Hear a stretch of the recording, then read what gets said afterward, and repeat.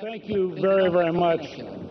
Callista and I are delighted to be with you today, and I commend your leader for the extraordinary courage she has shown in standing up to a dictatorial regime quite capable of killing, torturing, and assassinating. It is an honor to be with you today.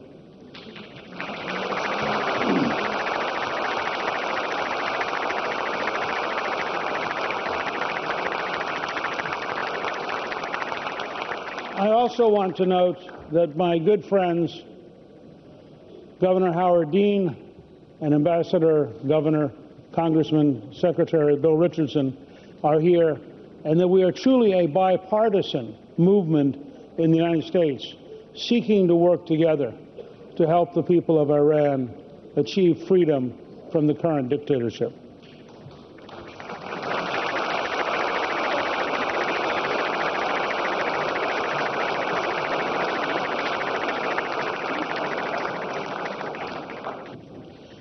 I want to bring you, as a historian, a message of hope. The dictatorship is not strong. The dictatorship is frightened. You would not have Khamenei warning that anyone talking about free elections is engaged in sedition and is a traitor if he were not terrified of free elections. And why would a dictator be terrified of free elections? Because he knows he would lose them. Now, if you have to distrust the people so much that you can't give them a choice, you give up all legitimacy. And one of the major goals of the democracies should be to hammer away at the absolute lack of legitimacy on the part of the Iranian dictatorship, which does not deserve to be negotiated for an agreement to survive. Our goal should be to replace the dictatorship, not to find an agreement with it.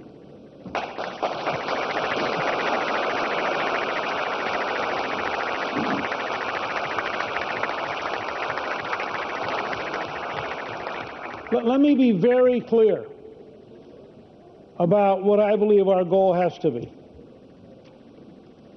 There is not, I wish to disagree with the term I've heard here, there is not a third path, because people argue, well, there's going to be war or a nuclear Iran.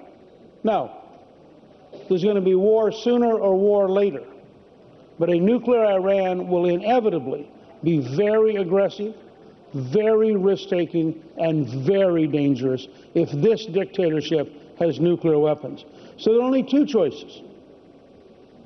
A choice of sooner or later being forced to confront the dictatorship, or a direct, clear movement to undermine and replace the dictatorship as the only path to peace in the region is to have a free and an independent Iran in which the people choose the government, because the people will not choose war.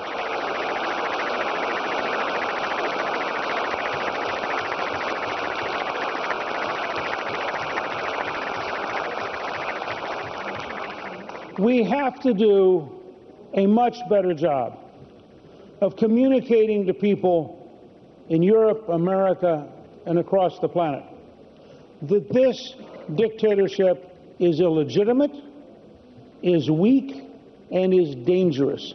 Its very weakness makes it dangerous.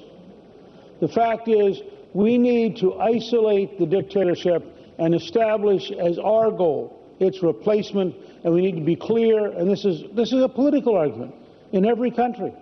What should our goal be? Let me give you the example of the cynicism of building a prison and calling it Camp Liberty.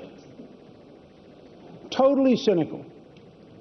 But we should be saying there's only one relocation plan that makes sense. The 3,100 people in Camp Liberty should be relocated to a free, democratic Iran where they can go home in security.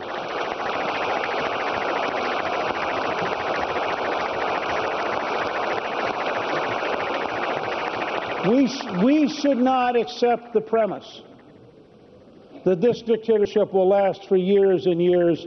We should insist on continuing to increase the sanctions, continuing to increase the isolation, and we need a dramatically greater political campaign inside Iran to give every young Iranian hope that there is a better future, a future of freedom, a future of prosperity, a future without threats, and a future where they can travel across the planet and not be afraid of their own government.